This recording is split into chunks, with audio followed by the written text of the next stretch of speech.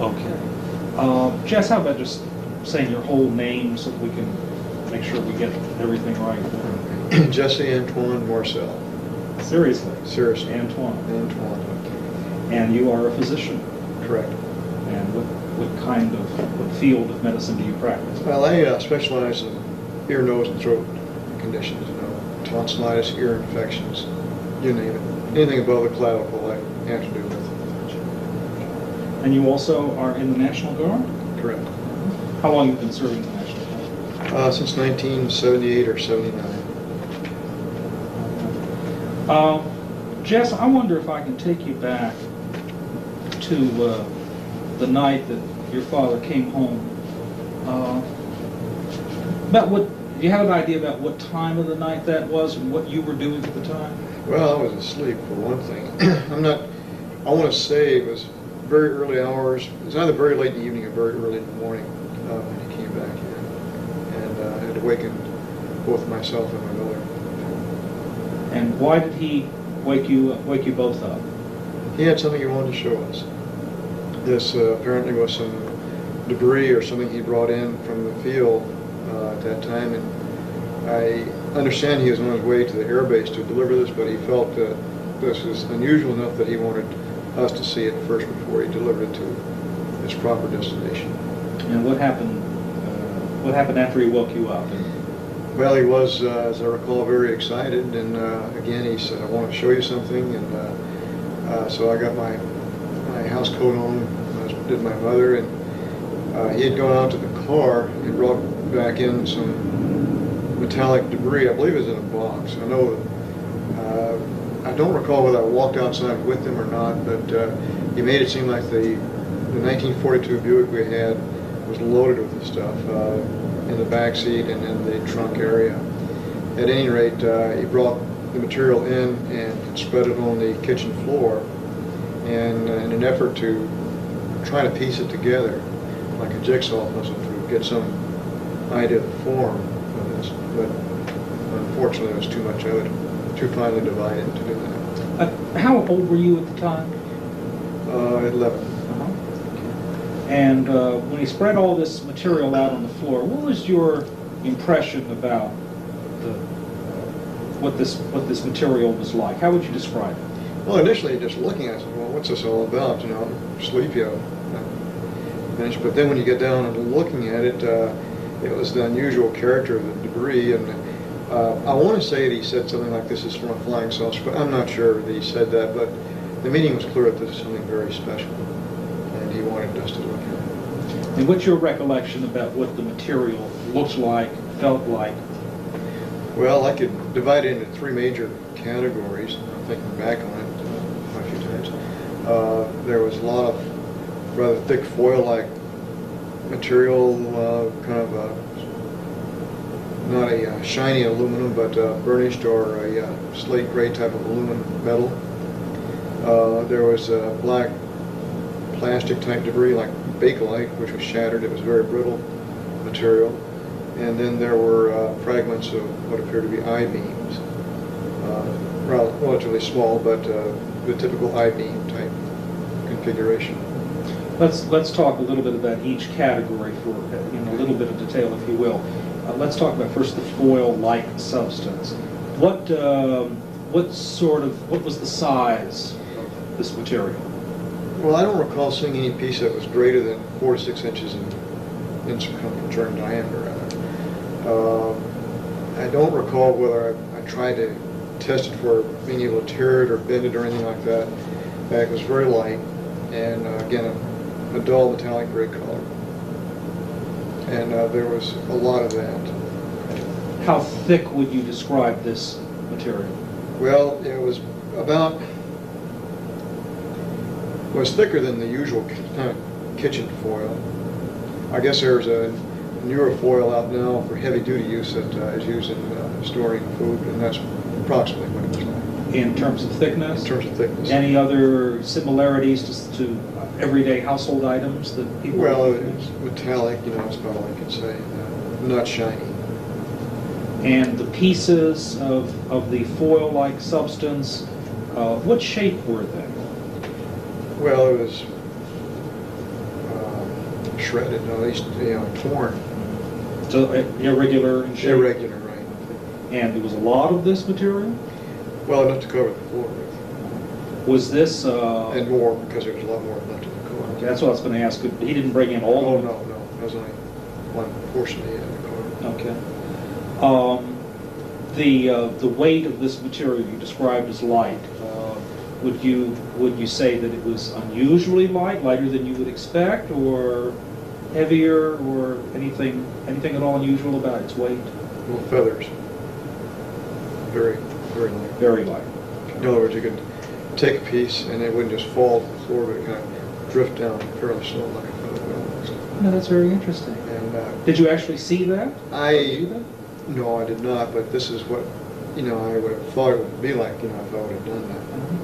I would have felt it drift fairly slow. Light as a feather. Interesting. What you described as almost plastic or bakelite-like material. Tell me a little more about that. Well, it was black, brown in color. Again, irregular pieces. About a 1/16 of an inch, maybe a little bit greater in thickness. And brittle. At least I suspect it was brittle because it shattered like glass. I want to make sure I understand. You didn't actually see it shatter, No. but it appeared to have been shattered. Yeah, I didn't try to bend or test any of these things I saw. I just picked them up gently and handled it and looked at it. Anything else unusual? What about the weight of this material? Plastic It light. was very light also. It's kind of hard to, I don't recall it as comparing it with other at this point. Anything else worthy of comment about this material? Would you recall? Basically just the description of color, shatter type bakelite material. Then. Now how about what you described as I-beams? What were those like? Well, they were, again, looked like the same type of material that the foil-like material is made of. Metallic, dull gray aluminum, except very light again. I did not try to bend it or stress it in any way, although the piece I remember looking at was about 12 to 18 inches in length. Both ends, I think, were shattered or broken off, wasn't as clean cut. And the material thickness appeared to be about a 1/16 of an inch thickness. And what color was it? Again, it's a dull gray, like a flat aluminum finish. I guess that would be a good way to describe that. Metallic? Metallic, definitely metallic. Anything else unusual about this particular piece of material? Well, the most unusual part of this whole thing was what was on the I-beam, on the inner surface of the I-beam. Because as you look at it head-on, there appeared to be a type of writing on the mainframe itself. This writing was definitely a purplish violet hue. It did have an embossed appearance because you could, if I recall, you can rub your finger along it and you tell it had texture. I don't recall seeing any lines or letters of any kind, but it was more like geometric shapes. Or, well, it's hard to describe it. It was curved geometric shapes. There might have been some triangles and circles, but it was solid. Is it possible you might have mistaken it for Russian, Japanese, any other language? No way. Anything like hieroglyphics? Well, in my first impression was this is Egyptian hieroglyphics, but I knew enough at that time to know that it wasn't, because hieroglyphics usually have some animal symbols in it also, but there was none.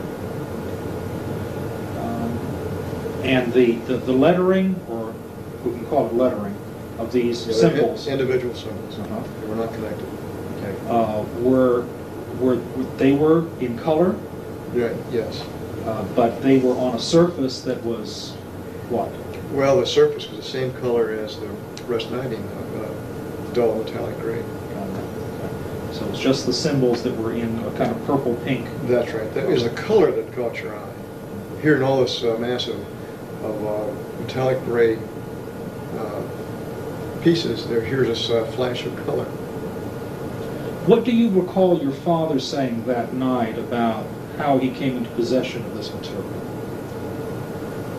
I don't recall a whole lot of the mechanics or the logistics involved. I do know he'd been going for quite a while. I'm not sure exactly how long he'd been going even, but if I remember saying something about this came from a crash site or from some village ranch or northwestern Roswell. And you said at the outset that he appeared to be excited. Yeah, that's the reason he got us a hug. Why was he excited about this? Because he felt this was something very unusual. He felt it was probably something we'd never seen before, we'd never see again.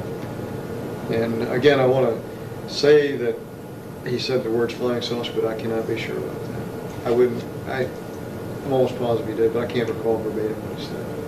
When you said that your father had been gone for some time, do you mean hours or days or something? Again, my memory's kind of hazy about how long he was gone. I know he was maybe more than 12 hours, maybe a day or so. And how long was he at your home that night with the material on the floor? The total time there was about 15 or 20 minutes. And what happened after that? Loaded it back in the car and took off. Do you know where he went? Well, he was going back to the base. So that was my understanding. When did you next see him, do you recall? I think it was the next day, although I'm not absolutely sure about that either. And did you have any conversation with him about what had transpired since you had seen him last? Well, he would, I'm trying to recall those conversations. I don't know that we had talked about it very much afterwards. The initial excitement had worn off, and then the whole deal kind of was put to rest.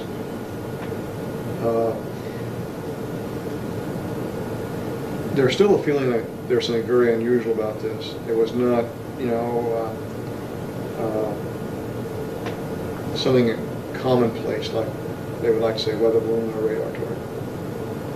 Your father didn't think it was a weather balloon or a radar target? Never did. Do you think it was? Well, even at that young age, I had kind of an interest in electronics and weather and things like that. And I'd seen weather balloons and I'd seen pictures of radar targets. That was not one of them. Was it like anything you'd ever seen before? Not really. One thing that sets it apart, of course, was those I-beams with the symbols. Did your father ever speculate about what it was, where it came from? We would talk about it periodically over the next several years, perhaps, and we'd always felt that it was something very unusual. I think initially they might have thought it was even a Russian weapon or something.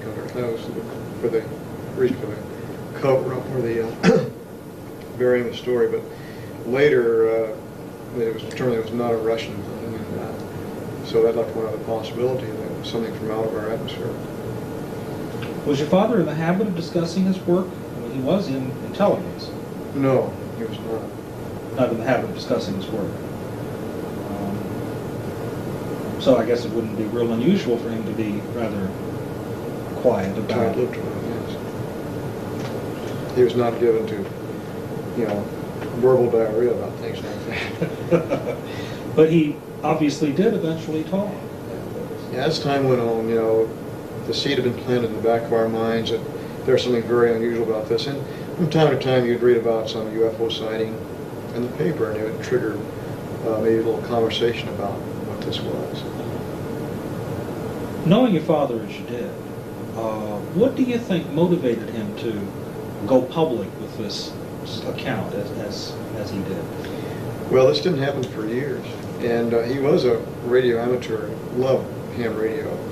And I don't know the exact scenario, but I can picture that maybe they were talking on ham radios. He was talking on ham radio with somebody, and maybe the discussion came up about a recent UFO sighting, and he would say, "Oh, by the way, I was involved with one," and I could picture that as being the mechanism that this thing came out.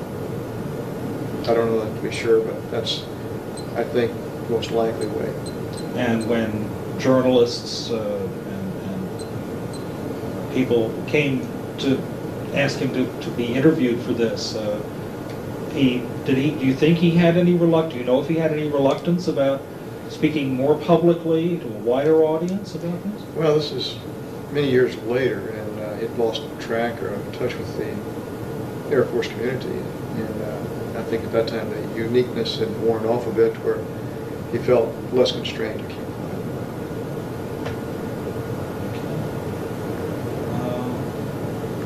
Kevin, I don't have any more questions. Anything that we failed to cover that's important? When your dad came home, did he ever suggest you weren't supposed to talk about it? Was there any kind of discussion about what was said at the base and let's not talk about this anymore in those first few days? I don't recall that exactly, but I think the implication was there. That it's over with, don't say anything more about it, at least don't even bring it up. Did, after he came out with the story in '78, was there ever any contact with anyone in the Pentagon or anybody from the military suggesting that maybe he had spoken out of turn? No. Going back to the first statement too, Mm-hmm. I never discussed this with any of my friends either. I had a lot of friends and acquaintances in Roswell, and I can definitely say I never even told them about what was going on. Later on, you'd suggested that it was in high school before you'd really ever discussed it again with your dad. Did you ever discuss it with any of your friends in high school when the stories would come out in the newspapers, or suggest to anybody, well, you know, these things are real? I don't recall ever saying anything about it. When you would see these stories in the newspapers, kind of what was your reaction to it? Was you kind of, I know something more about it, or? Well, my initial reaction is maybe most of these are hoaxes and maybe a misidentification of things, but I do know of one that was not a hoax or misidentification. Was it the feeling of you, your father, your mother, that it was extraterrestrial in origin? Yes. We felt it was all a very unique experience, that we just happened to be at the right place at the right time to see this. But was your feeling that it was extraterrestrial? Yes. Actually, my own personal thoughts was, after we started sending satellites around, the Russians in 1957 with the Sputnik, I felt that maybe this was a probe that happened to land on our planet from someplace else. From another planet? From another origin. When you had the debris in the kitchen, was there any odor associated with any of the debris at all that you can recall? No. Did the material feel cold to the touch at all? Well, it was metallic, it was a hot night, Mm-hmm. so it didn't, I'm sure it's the ambient air temperature, whatever that was at that time. Is there any possibility that your dad might have slipped a piece out of the box to keep for his souvenir? No possibility. He'd never think of doing something like that? Not at all. His background was intelligence. Was that his job all through his military career? Was he always in intelligence? Well, that and photo analysis, interpretation. Mm-hmm. They're involved. Now, did there have been stories that he flew as a gunner? Well, he did man the guns, I know that. I think what happened, he was a navigator, or he went aloft many times to view the bombing runs personally, Mm-hmm. despite the fact they had photographs, but he'd get more information by being there on the site. Mm-hmm. And I do know one time that they were shot pretty badly, and he had to take over a pair of the guns. He wasn't known how to man the 50 calibers for some reason. I know he did that. He described sitting on an empty box of ammo and having some slugs go between his legs through the box from a Japanese firing at him. and was quite excited about that, I imagine. And another time they were shot down. They had four engines shot out. The plane and the B-29 doesn't fly very well on two, and when the third one gave up, they're going down like a rock. Did he have to bail out, or did they? He bailed out, yes. Bailed out. So his military career, he was basically in intelligence mostly for his Right. his military career. And he would get stick time as as a pilot too, as much as he could, a non-rated aviator type. We know how that works. Yeah. There are many stories about his military career. He did not stay for the full 20. No, he did not. He got out as a lieutenant colonel. Major. He was given a reserve commission of lieutenant colonel, but he was on active duty as a major. So he never served as a lieutenant colonel? He never served as a lieutenant colonel. I know a lot of the reserve papers he got to him was addressed to Lieutenant Colonel Jesse Marcel, but he never had the privilege. The lieutenant colonel. So he got out. He had no military pension. No. He got out of the service, went back to home in Louisiana. Was a TV radio repairman, or Right. owned a radio, television, and sales service. and that's what he did until he retired.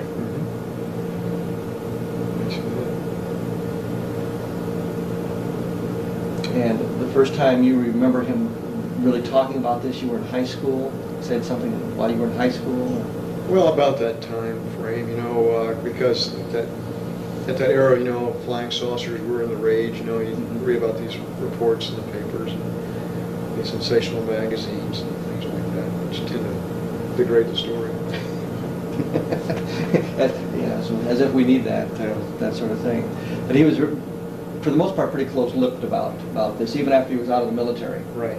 It was not a really a daily topic. And there was no military pension for him to protect, or no threat of... No, the only thing he had from the military was he fell off the roof when he was repairing his ham radio antenna in Roswell, and he had a fracture of the arm and elbow, and I think he had $14 a month, for disability, which is a very minor disability, but that was the only thing he got. So that there was no threat they could hold over him, that if you talked about this, we're going to take away your pension or anything like that. Do you remember how much time he spent on active duty? How many years he got in? Well, I know he went in 1942 and stayed till 1949 or 1950. So 7 or 8 years is all. And there was the story that's been published that he wrote the speech for Truman when the atomic bomb was exploded by the Soviets. Any truth to that, or he provided the intelligence information for the president? I have a vague recollection of something of that nature, but I don't know that he wrote the speech. But I do know that he was in on preparing something, gathering information. As part of his intelligence function. Right, yeah, but that was not really a subject of conversation. Did you ever notice your dad, or did your dad ever break security other than this one time when he brought the material home? Although he really wasn't breaking security since it wasn't classified yet. But did your dad ever break security at all that you can recall? One other time, yes. And that would be when? I don't know whether I guess I hate to bring that up, though. I don't know whether. Okay. But so, as far as you know, your dad really never broke security. Right. He never really talked to the neighbors. He never talked to friends about what he was learning with his job. No, it was all pretty close.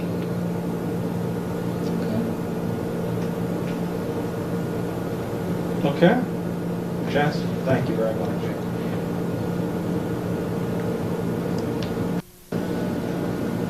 I'm just going to ask you some questions just to get you started. No. Okay. Vern, tell me about your relationship with Barney Barnett. How did you know Barney? I first met Mr. Barnett. I was with the 333rd Bomb Group in Dalhart, Texas. At that time, Mr. Barnett was living in Mosquera, New Mexico. I met him in late 1943. I was on a bomb drive for the squadron commander out of Dalhart, Texas. So you both were in the service together? Oh, we were not in the service together. He was a civilian working with as a civil engineer at the state of New Mexico. And what kind of relationship did the two of you have? Well, Barney didn't have any children. He'd raised a niece. He sort of took me under his thumb And during the visits, he treated me just about like a son. So, pretty close relationship. Real close relationship. I understand around 1950 he told you a story about something that had happened sometime previous. Can you relate that story to us? Yes, Mr. Burnett told me that when he was coming back from one of his field trips, he'd run onto a flying saucer that had burst open, and there were 4 beings on the ground, and that he was surveying the site, and about that time was archaeological group from the University of Pennsylvania come on the site. There were about 4 or 5 people with this group. As they were just starting to look things over fairly closely, the military moved in and gave them a briefing to not say anything about it and to keep quiet, and that it was in the national interest that they get out of there. What was his feeling about what it was that he had experienced? He had no qualms about what it was. He said the vehicle from outer space without any question. The beings on there were not exactly like human beings. Similar, but not exactly. How did he describe them? He described them as being about 3.5 to 4 feet tall, very slim in stature, and with their heads were hairless, with no eyebrows, no eyelashes, no hair, and sort of a pear-shaped head with the top of the head being smaller, or larger, I mean. Any other characteristics about their appearance? Only one thing that he mentioned is the hands were not covered. They had 4 fingers. How were they dressed? They were dressed in some type of a tight-fitting suit. It looked like sort of a metallic, but not metal and not nylon. And it fit to the body very closely tight. But they were not wearing any headpiece at all. And I don't recall that he said anything about what they had on their feet. Were all of these beings dead when he found them? They were all dead in only a short distance from the craft. The craft had burst open, and he said that they hadn't seen anybody inside, but they really hadn't had a chance to look. These were all outside the craft and quite close to the craft, within not too many feet from the object. How did he describe the craft? Typical flying saucer. Disc-shaped? Disc-shaped, and of pretty good size, not small. It was a craft that probably could have carried quite a few beings, and it wasn't one of the little small discs that was reported in somebody's place. It's probably 100 feet. Big. Really? How did he describe the impact site, if at all? He said it had come to rest at sort of on not a high bank, but sort of a ridge or a bank, and had hit against the bank. It had split there. But otherwise it was intact. Did he describe any other debris or wreckage besides the... There was no, according to him, there was no wreckage or debris around his craft. But what, did he give any description about the archaeology team? Nothing, except there was 4 or 5 people. And they were obviously there for a dig, and they had just come upon this just about nearly simultaneously. He just arrived there, and here they come. Any names of any of these individuals? He didn't have any names, because the short period that they were there, and by the time the Army rounded him up and told him to get out of there after they briefed him what and not to say and so on, he got his pickup and headed back for his office. Did he ever tell this story to anybody else? He went back to his office, and his boss, he started to tell him, and the boss told him, "Barney, don't tell me anything about it. I don't want to hear about it. Just forget it." And he says, when I was told that, besides having been told not to say anything, he said, and I'm not going to have people think I'm crazy, so I never told anybody else until the time he told me about it. Did he ever experience any form of harassment from the government? They were harassing him on income taxes. And I know that one time I visited him down there in 1950, and he was really nervous. This was either the 2nd or 3rd time they had audited him. And I can't understand why they would audit him, because he didn't do any outside business. They had all his income from his job. What kind of man was Barney Barnett? Barney Barnett was a real private individual. He didn't smoke, he didn't drink. His family and himself were very private. They associated with people, but not too much on a social basis. But he was very reliable, professional man, lived a lot in the outdoors, and knew the outdoors. Collected arrowheads, and he and I went on arrowhead hunts, had gone on pottery digs ourselves. He showed me how the rattlesnakes operated and how they struck and so on. So we had a lot of time together, because way out there in New Mexico, when you're driving around, there's miles and miles and miles, there's nothing. So we had a lot of time to talk. But in all the time I knew Barney, he never told me a story. I was never told any story of any kind about anything. So I believed anything that he would say was reliable. I could have had a lot more information, but I didn't pump him for information. At that time, I was raising a family and busy in the military, and umpteen things to do. And I could have got a lot more information from him, I'm sure. But it was one of those things that you think back, we hadn't had anybody in outer space, we hadn't had anybody in the moon. If it had been, if we had progressed with this sort of thing, I might have been a little bit more interested in details. When he related this account, what did you think about this story? I had no doubts about it. Knowing his reliability, I had no doubts but it was real. And of course he said that he was sworn to secrecy. I was still in the Air Force, so I didn't go around blabbing this to everybody. Matter of fact, I had no reason to really bring it up to anybody. The first time it was brought up is when the Dr. Friedenberg was in Bemidji. He gave a lecture on UFOs. I had gone. And I listened to this. I thought, you know, I wonder if I should relate this to him. They're doing a study and the stuff might be important to his studies. So as a matter of fact, I thought about it, and then I left the auditorium. And it was cold out. It was late fall, I think. I walked about a half a block from there without saying anything. I thought, well, maybe it's a good policy to go back and tell him this. You know, I didn't feel comfortable not doing it. So then I walked back and talked to him.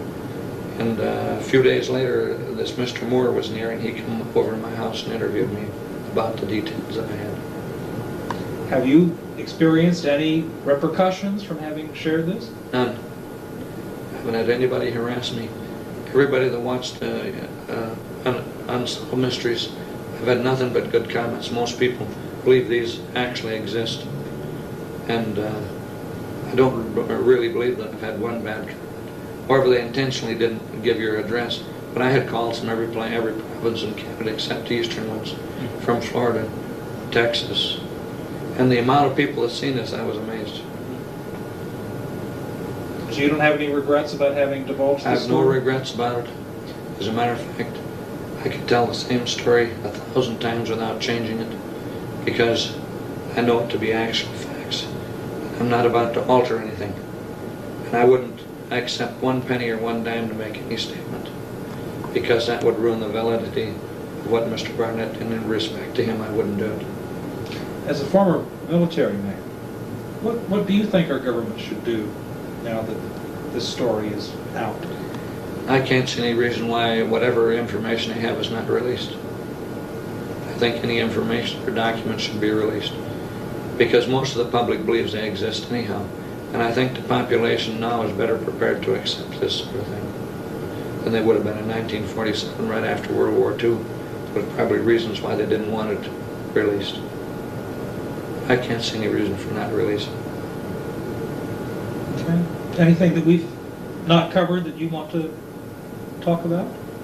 Well, the only time that I had any occasion to possibly see a flying saucer, in 1940, I was with the 7th Bomb Group, 11th Bomb Squadron. We'd moved off the coast because of the problems with an imminent war, so we'd moved into Salt Lake City, and we're working out of the municipal airport out there. And just about, it was between 12 and 1 o'clock, there was a disc-like object that had come over Salt Lake City. It come from the east over the Wasatch Mountains. In the daytime, it looked like the moon does if you see it in the daytime.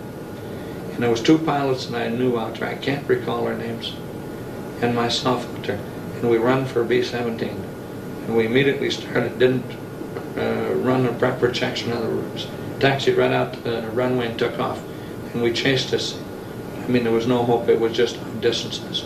And it could not possibly have been another airplane or balloon, because the B-17 was about as fast a thing as there was in the market at that time. It come over from the east, went right directly over the airfield, and then it went west, and when we took off, then it just about went at a real steep angle going to the northwest, went up. It kept getting smaller and smaller till it was just like a little dot up there. And nothing that I know of could possibly climb that fast. And this was what year? 1940. And because I went overseas in 1941. I was in Hawaii on 1st December 1941. I was quite familiar with airplanes. I'd always had an interest in aviation, and that's why I went into the Air Corps. So I have an idea what they would do and could recognize the difference between something like that. Thank you very much. I appreciate all your time. Well, I hope it works out good, but that's basically what they were pretty accurate in, trying to reconstruct. Mm-hmm. And they did film about 20, 30, 40 minutes of me, Mm-hmm. but they only used portion and they reconstructed some of the rest of it. Mm-hmm. Did you, you were satisfied then with the dramatization part of it? Pretty much, but there was some details that would have changed. And of course it was impossible for them to know every detail. If I had been on their site, I could have told them some changes they could have made. Yeah. Like Barney wearing a pith helmet? Yeah, wearing the pith helmet. Well, and another thing, he had glasses. Because that when he opened his snake's mouth and the venom came up over his glasses, that's how I vividly remember. I can picture in my mind the venom still streaming down his face and on his glasses. And he'd hit the glasses mostly. And it was just kind of a white foam and just, Good thing he wore glasses, I guess, huh? But that's the type of individual he was, an outdoorsman. He knew the Southwest, he knew the outdoors, and he was the type of individual that didn't exaggerate on anything. We did a lot of things outdoors. And I know that New Mexico, because I know what a vast uninhabited area that place is. Yeah. That's why the group from New Mexico was kind of laughing about some of the things I was telling them. Because they know what you're talking Yeah, about. they know exactly that I'd been through a good portion of our state and I'd lived there. I lived in Clayton, New Mexico one time. Where are you living at? Bemidji. Still in Bemidji. Still in Bemidji. And I put in 21 years in the United States Air Force, retired from them. I put in 30 years with the VA, just about 30 years. So? I like working. And I'm interested in things. When I visit foreign countries, other places, I see everything, industries, what the people are doing, how they make a living. I'm not one contented just to sit back and go and lay in the sun somewhere or go to the beach, whatever. Yeah. I just like to get in the mainstream of things. I'm interested in what's going on in the world and out of this world too. Yeah, obviously. Vern, could I ask you to just sign this form for me? Well, the officers all left, and we have some minor maintenance. Mr. Porter, what were you doing in Roswell, New Mexico in July of 1947? I was a flight crew member. At the Army Air Base? Right. And what was your rank? I was master sergeant. And what would normally be your duties as a flight crew member? I was a flight engineer. Engineer. And what sort of normal activities would you engage in? Well, I took care of the engines in flight, and weight and balance and fuel management. And did you log in a lot of hours in doing this? Right. What craft did you usually fly, sir? It's a B-29. Exclusively? Yeah. Okay. Then. All right. I understand that something rather unusual happened in July of 1947 at the base, and you were involved in a flight. What happened that day that you recall? Well, we flew these pieces. They told us it was parts of a flying saucer, and we flew from Roswell to Fort Worth. And we started out. They told us we'd be going to Wright-Patterson in Ohio. And we got to Fort Worth, and they transferred them to B-25 and took them on to Wright-Patterson. And what did you do then? Then we returned to Roswell. Okay. Who do you recall was on board that B-29 when you left Roswell? Colonel Jennings was on board, and Colonel Barraclaw, Major Wunderlich, and Major Marcel was ones up front. Okay. And who was it who told you that these were pieces of a flying saucer? I don't remember just who it was, but it must have been Captain Henderson. What did you think when you heard that? Well, it was first I'd heard of a bunch of flying saucers. So it didn't really mean a whole No, lot, it I didn't. guess. What was it that was actually loaded on board that you saw? Well, we had it's just packages and wrapping paper, and one of them was triangle shaped, about 2.5 feet across the bottom, and the rest were in smaller packages, about shoebox size.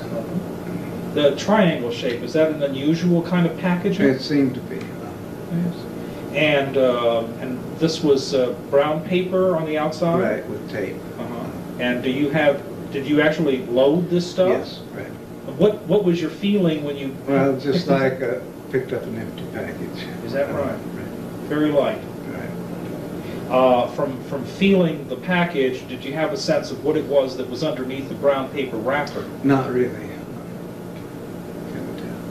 Just brown Just paper fine. and tape, Mhm. but very light. Right. And approximately how much of this stuff did you bring onto the B-29? Well, it's the one triangle-shaped package and about 3 shoebox-sized packages. So it wasn't... It's not very much. Okay. I don't know, if we were to... Can you give me an idea about what the volume of all of this would be? Well, it's... Could you put it in, say, a back seat of a car or the yes. trunk of a car? Yes, it was just small packages. And you took a B-29, was it necessary to take a B-29? Well, that was the transportation, I guess. That's all you had? Right. Okay. And what did the fellows talk about on the way to There Fort Worth? wasn't much talk.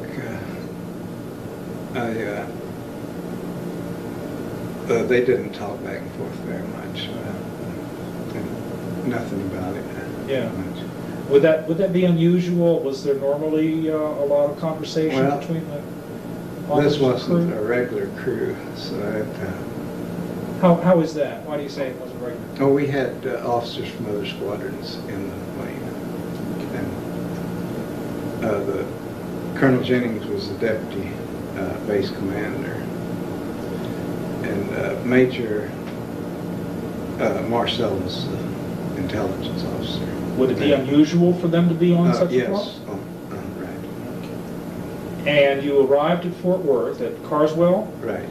and what happened then? Well, we parked on the front flight line, and Colonel Jennings told us to finish. We had some spark plugs to change, and he said as soon as we got our maintenance done and a guard was posted, we could go eat lunch and come back then. Was there anything unusual about your arrival at Fort Worth? No. So you did your maintenance, then you went out to Right. lunch, and what happened after you got back? We came back and they'd moved the aircraft to the back flight line, Mhm. and told us that they'd transferred the material to a B-25 to go into Wright-Patterson, and that it was a weather balloon, and that was it. Mhm. What did you think when you heard that? Well, I just thought this was what it was. You accepted what you were Right. told. And then you flew back to Roswell? Right.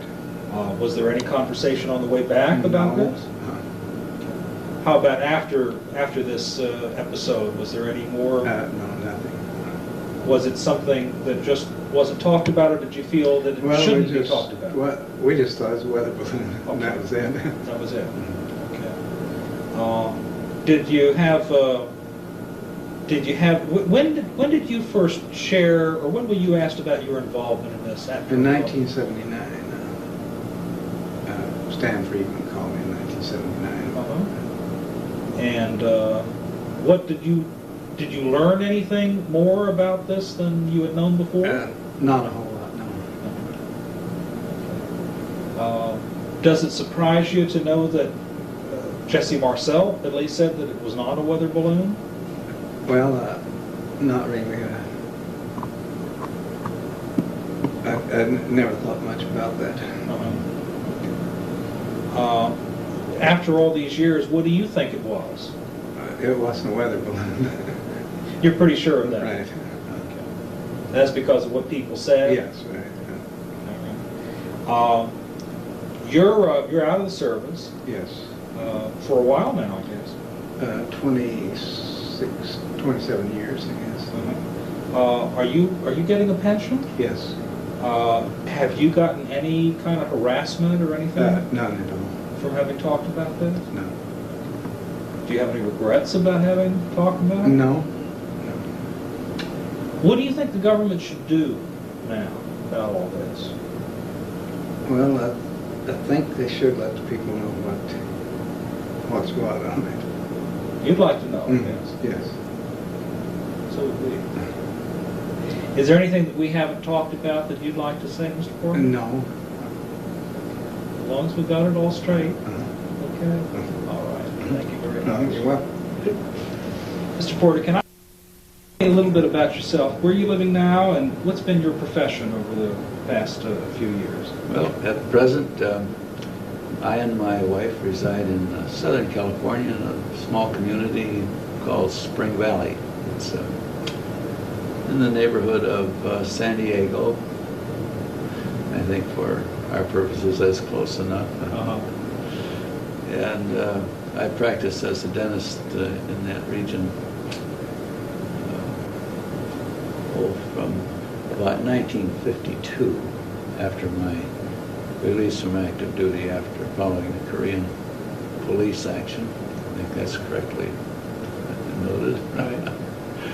And I met Pappy Henderson in the early mid-60s, to the best of my recollection. It had been maybe 1962 or 63. How did you happen to meet him or know him? Well, I was introduced to him by a mutual friend. And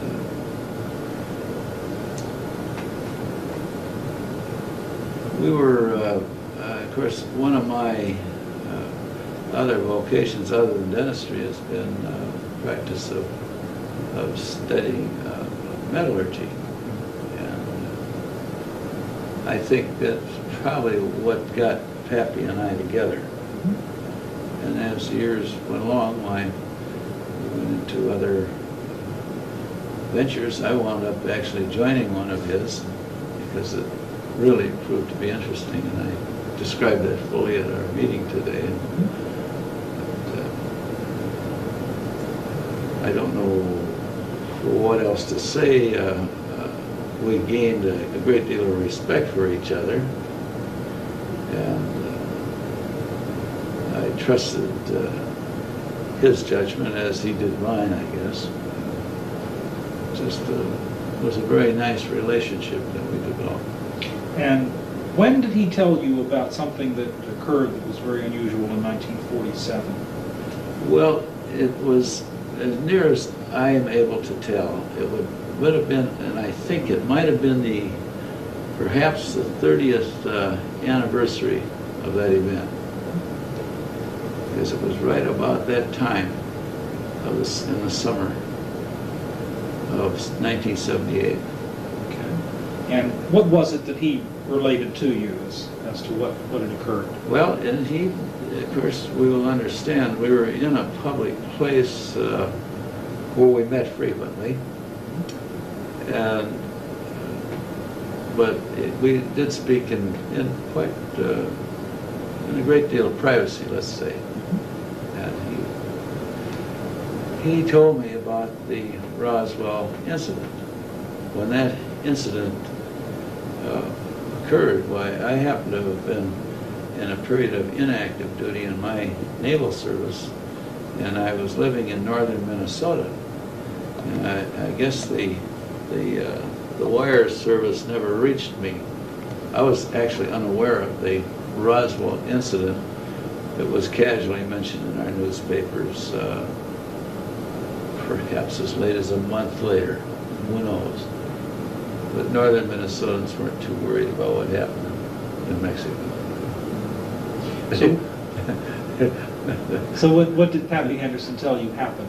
But he said that he had an unusual job to perform while he's in his Air Force service. And, that he transported wreckage and bodies of the alien people to Ohio. Uh-huh. It was that simple. And Jack was a man of few words, really. And in our habit, the way we dealt and talked with each other, we really didn't waste much time. We said it and that's it. There's nothing more to it. Did he describe any of the wreckage to you? Not really at that time. It was just a smashed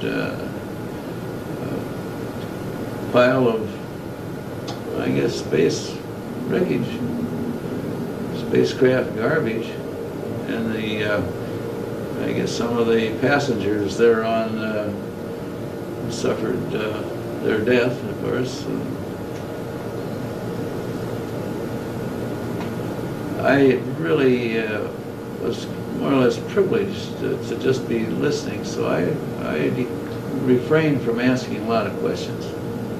But he did say that these people were small, and that there were quite a number of them. He never described the actual number to me, but since I've, of course, been filled in somewhat, I'm still not sure that there were what they even claim now. There may have been a lot more.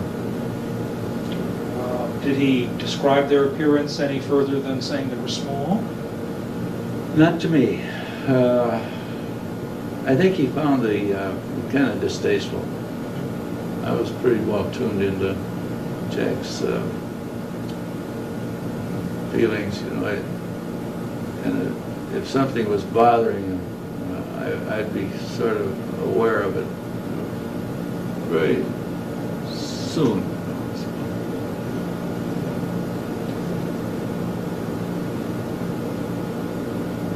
Do you know what kind of craft he flew to Wright-Patterson? Well, as a Navy man, I wasn't too familiar with what the Army Air Corps, later Air Force, had.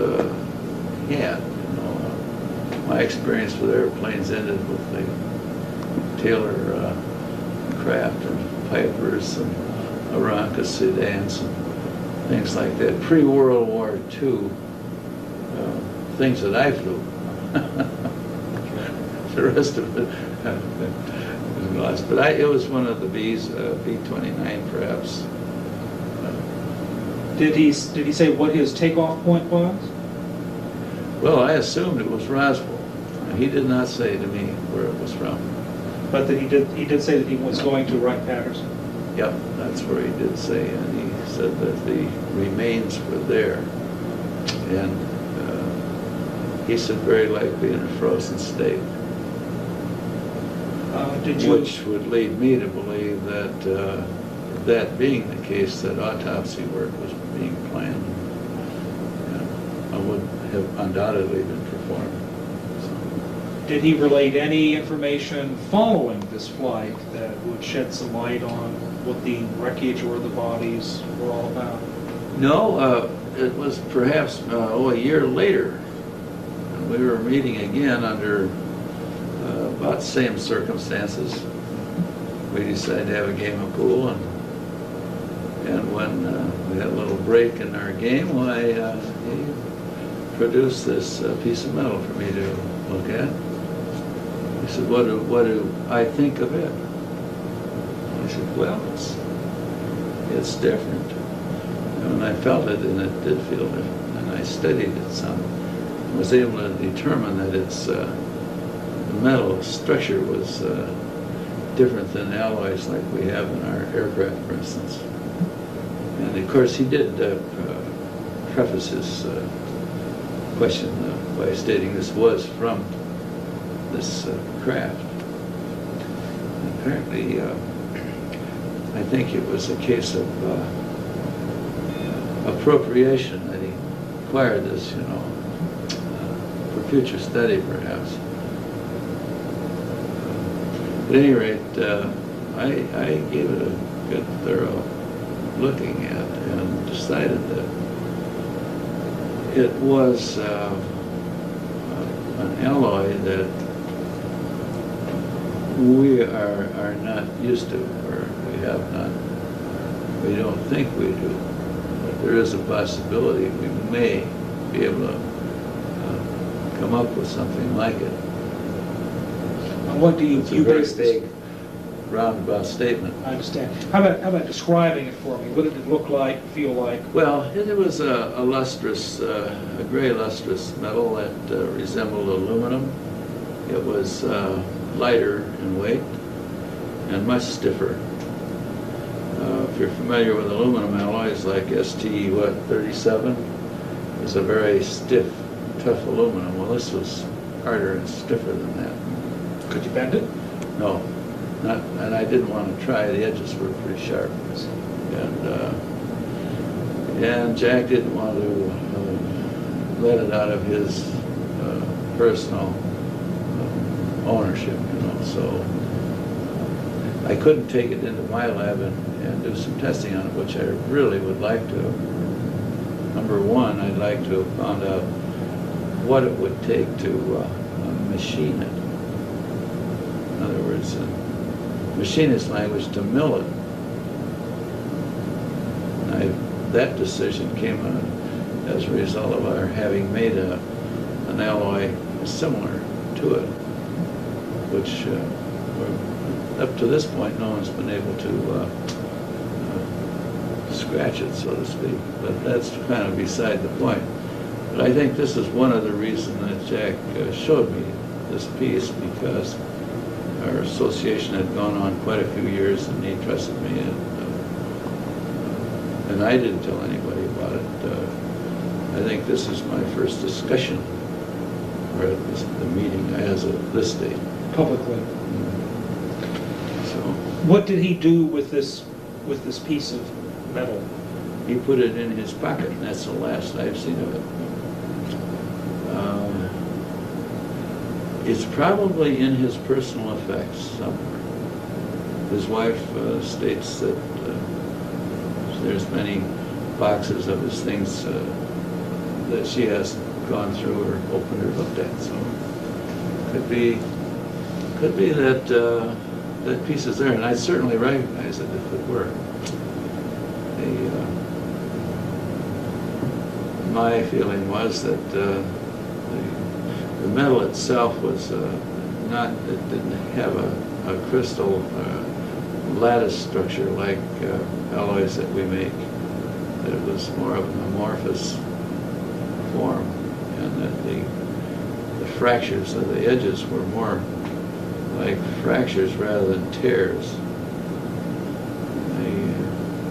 As I recall, they had a conchoidal appearance, like plate glass or bottle glass, for instance, would have if you break it. Smooth, concave shapes with real sharp edges. What's significant about that, if anything? Well, it indicates that it's not crystalline, which may have a lot to do with its physical properties, perhaps in flight or resistance to heat, like entrance and exit. I know we're using non-metallic materials like steatite to coat our shuttles with, and so on, to absorb the heat. This apparently didn't need that. So, Would with your background, your knowledge of metallurgy, would you think that this was something that would have been easily manufactured using technology available at the time you saw this material? well, I don't think it'd been easy for us to do. No. I think we're looking at pretty high temperatures in smelting, for one thing. I think now, perhaps it would be easier. They have refractories, for instance, have changed, like in furnaces or smellers. They are able to tolerate better temperature, higher temperatures. And well, then we have more, let's say, more sophisticated temperature control, things of that nature that would be needed to perfect an alloy like that. But I do think that the metal, and I think that should be used with quotation marks, metal is a siliceous alloy. That's my own opinion. And what does that mean to the layman? Well, that it's a compound of silicon with whatever the main constituent metal itself would be. We found some in the United States, the atomic weight of which appears to be somewhere very close to iridium. And in fact, that causes a considerable problem in, for instance, the lab techs reading the plates because of the overlay of the lines, the spectral lines. And in fact, there's one material that was smelted, and the button made, which proved to be a similar alloy, but it's one we made ourselves. Yeah.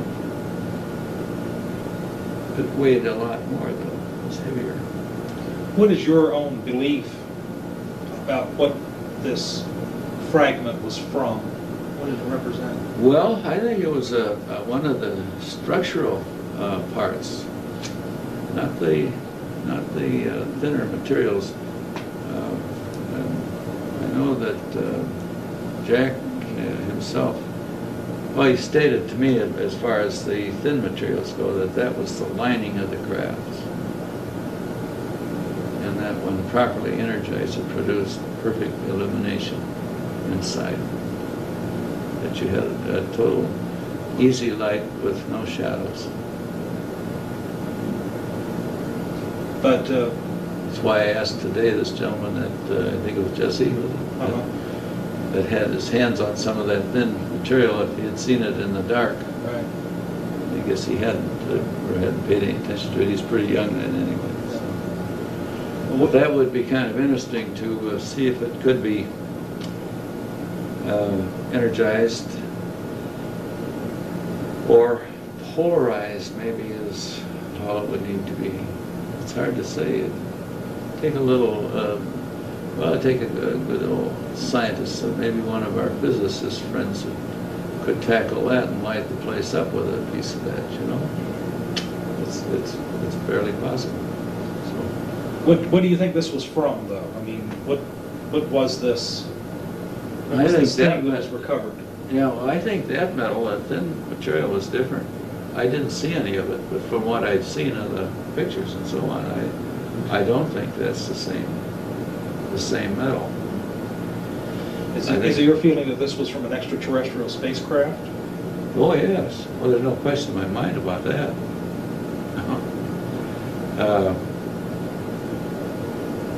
The one craft that crashed and was, as they said, it was just split open. The color of it, the way it looked on that photo, is about the way that piece that I had to look at looked. I'm sorry, which photo are we talking about here? Well, whether it was a drawing or a painting or a reconstruction, I don't really know, but I was here today, but I saw that. So. Okay. But that's more or less what it looked like. Slightly mistreated, maybe, you know, by temperatures. No doubt in your mind, though, that this was from outer space? I have no question but what it was from outer space. The bodies? Sure. Well, there's no reason we don't have a franchise on the universe. Yeah. If you're interested in my thinking on that matter, why, I don't think we have a franchise on being the only good guys and or bad guys either, for that matter, in the universe. Obviously, this was something that was considered to be highly secret. Pappy Henderson wouldn't have shared this with you Right. without a foundation of trust. Right. Well, he asked me to observe the protocol, to not mention it, which I didn't. I was kind of surprised to find that he had taken a couple other people into his confidence. But, one of which was Bill, who's here today. Also, there is another one that we discovered. This is one of our naval helicopter pilots who is retired now. Was aware of what Pappy had seen. But he was pretty choosy about who he talked to, I think.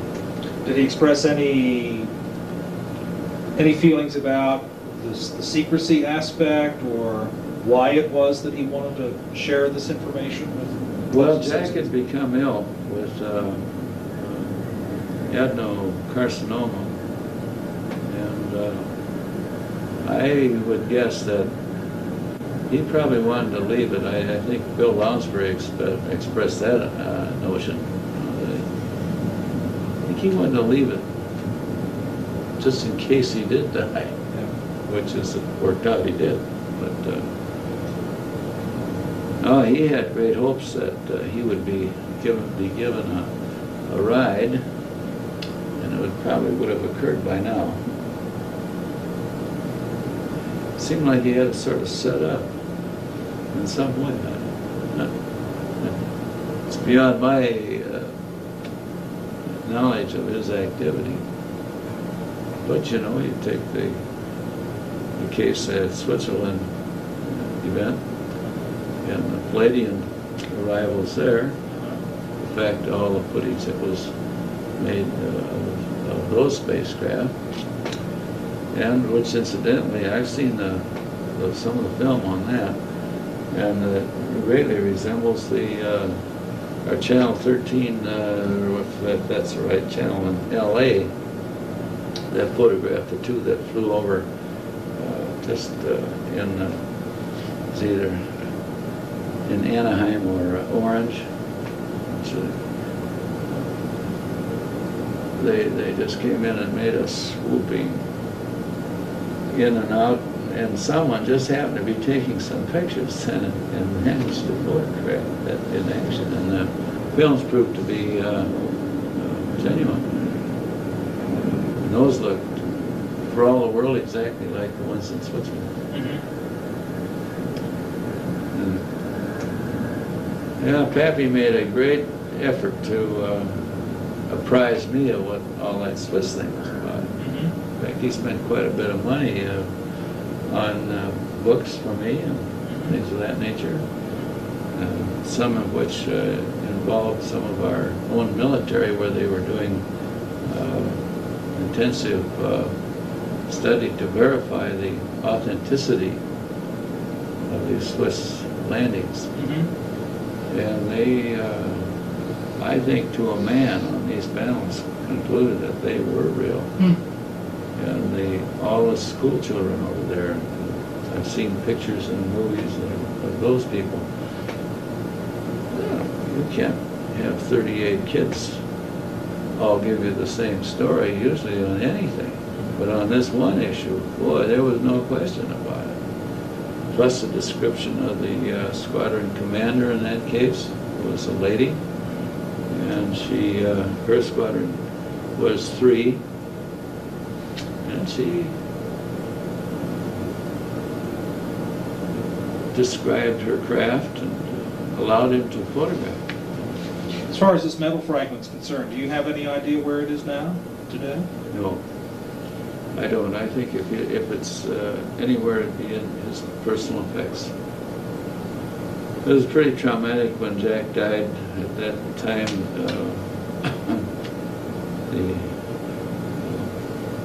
her daughter's mother-in-law was very ill, and so they just packed Sappho up out of her apartment, moved her to L.A. to help take care of this old lady. So, and I think, as Sappho said, if it's anywhere, it's in some of the old boxes they haven't even opened yet. So I'm going to look into that when I return. See if I can maybe convince her to go ahead. We'd very much like to know what the result of that is. Well, if I get it, it'll head right straight for my safety deposit box, and then I'll get on the telephone. And I won't tell them which bank it's in. They'll have to kidnap me. Well, thank you, Dr. Crumshaw. I No, appreciate you're it. very welcome. I'm hopeful that I've strengthened your thinking in some ways. It's certainly been illuminating. Well, if I find that medal, I'll send it back here. And I should know, I think there was one gentleman, maybe I can recognize his name. Somebody on our board? Oh, David Schwartzman, I bet you. Yeah, Yeah, with he's the a white shirt. geologist at Howard University. Yeah. Yeah. Okay, and I thought he'd be the one that, he seemed to be the most interested in that I'm piece sure. of metal, and also in the smelling techniques Yeah. that were developed to. I bet you know about that stuff. Yeah, well, he really got a kick out of it when I told him about the misfiring, trying to cut that at Johns Hopkins University. I mean Stanford University. And one of our government facilities, I think, has a unit there that this button that was made went to for cutting it and analysis. Well, they couldn't cut it. And they sent it back. There had a few scratches, and that's it. And they broke every metronome metal blade they had in that lab. They gave up on it. Now, this was of what? A test of... What we think is a similar one, and Uh-huh. that was why Jack got me involved. Oh, is that right? Yeah, so that's really, and it goes way back. How'd you hear about this test at Stanford? Well, I'm the one that sent it to him. Oh. See, I'm into it that far, you know. Oh. So you got this piece of metal or something So, yeah, from after whom?